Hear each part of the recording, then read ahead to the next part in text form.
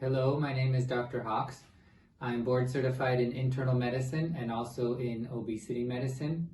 And after finishing medical school in 2009, I've been practicing in both the hospital setting and in the ambulatory medical setting. This means working with patients who are very sick in the hospital and with patients who walk into the clinic with less urgent medical needs. I've been practicing weight loss medicine with lifestyle and medications since 2016, and practicing weight loss medicine has been an eye-opening experience for me. I see so many different people in different situations, both in the clinic and at home, and so many different factors affect weight, including the level of stress, family and social cultures, economic stressors, or work environments that promote unhealthy lifestyles. What I always tell patients who are struggling to lose weight or trying to maintain weight loss is that it's not your fault. The real struggle is not about the weight. The struggle is usually associated with other life issues and patterns. One of the most useful lifestyle changes that a person wanting to lose weight can implement is fasting. There are so many different ways to fast. Fasting from one food or one food group is an option, and then fasting for shorter or longer periods of time. For example, intermittent fasting is when you eat in a shorter window of time during the day, and aside from that, you just drink water. For example, fasting all the time except eating from noon until 6 p.m. works well for a lot of people. Or another type is fasting for longer periods of time, like 24 to 72 hours. Most people can do this unsupervised. And another type of fasting is fasting for several days at a time, like 5 to 15 days or more at a time. This is with water, and it's also permissive to have 100 to 200 calories a day. And another variable during fasting is that some people fast sedentary and some people fast very active. There are so many different types of fasting, but overall, all of these are very contra-American and Western culture. Sometimes I've been shocked by questions I get from patients when I suggest fasting. Here are some examples. Number one, why would you promote anorexia? Well, in medical terms, anorexia means the desire not to eat.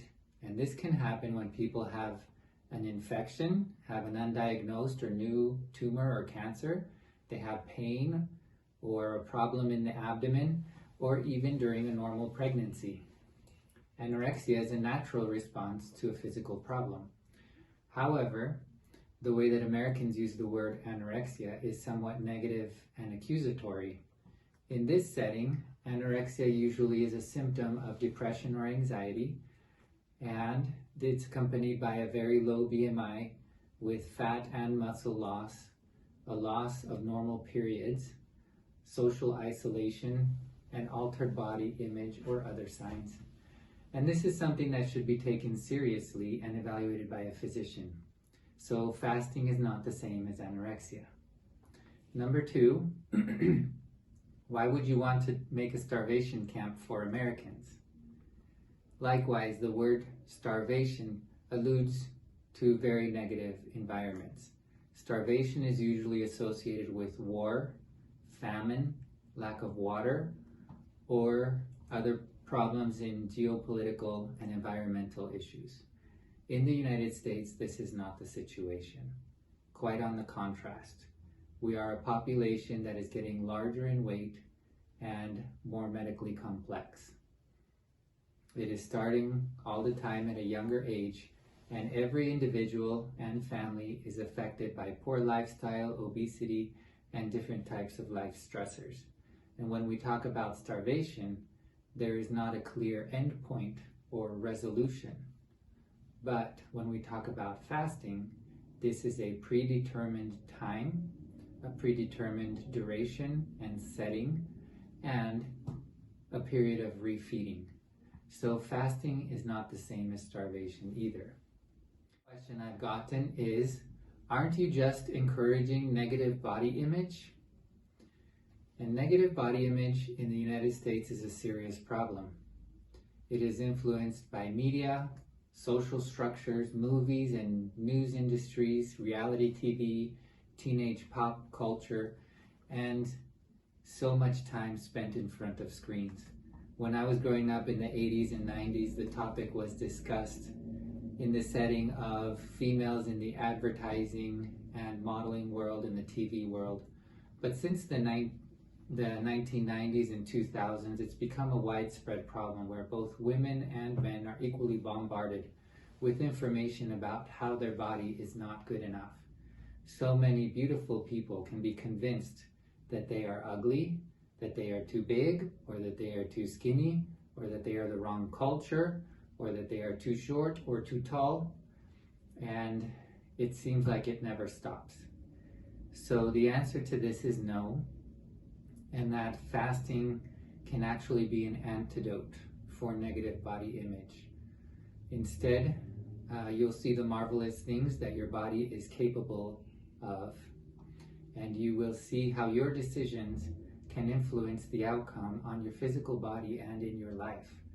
I've seen diabetes reverse, and I've seen so many illnesses that get better with fasting and weight loss, like back pain, depression, blood pressure, fatty liver disease, and so many more.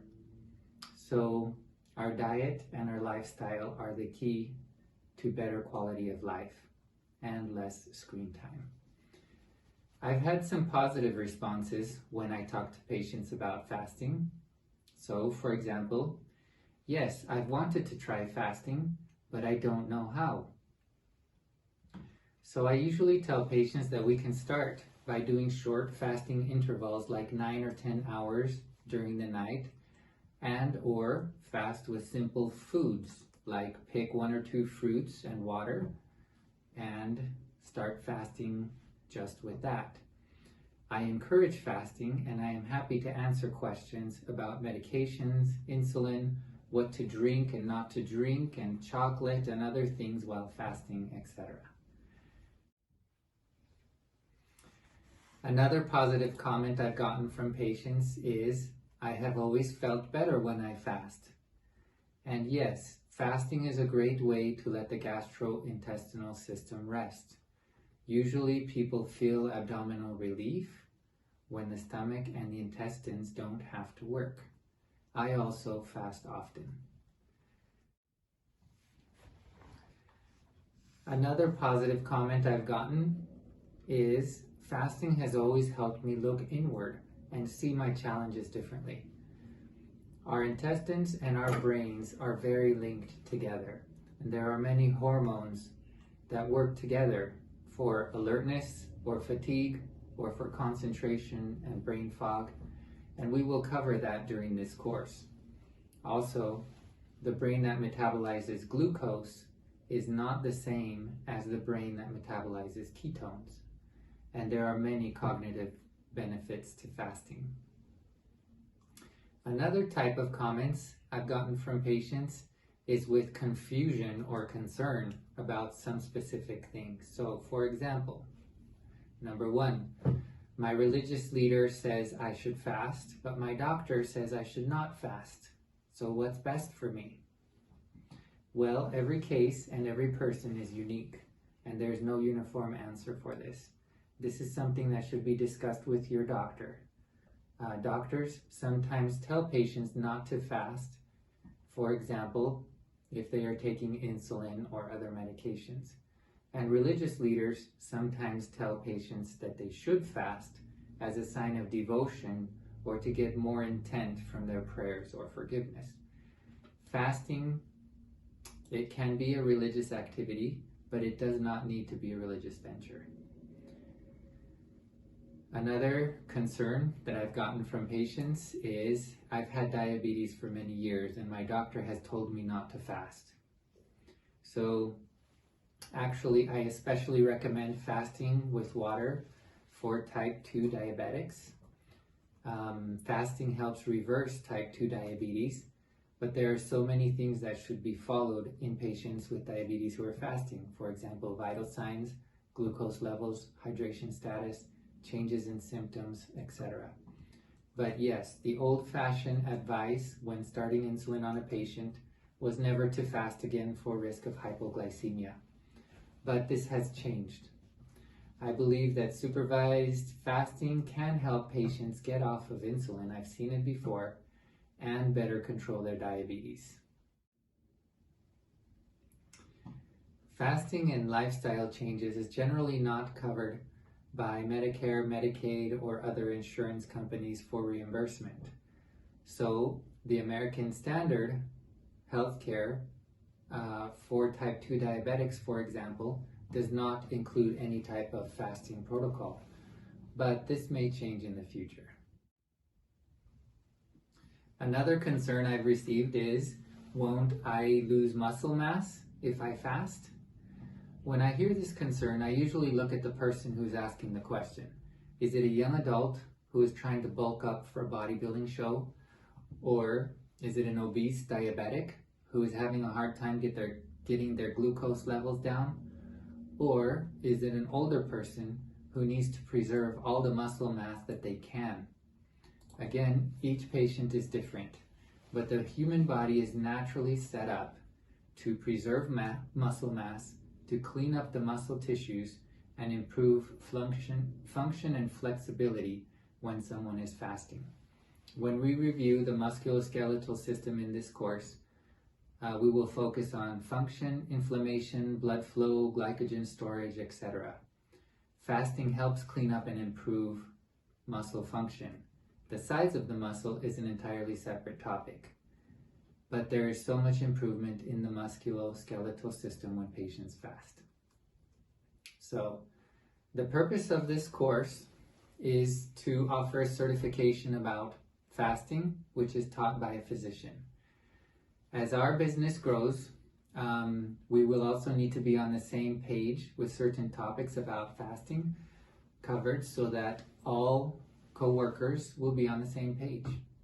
Number two, to teach the general public about fasting, the health benefits by each organ system, and how to incorporate the practice of fasting into each person's life.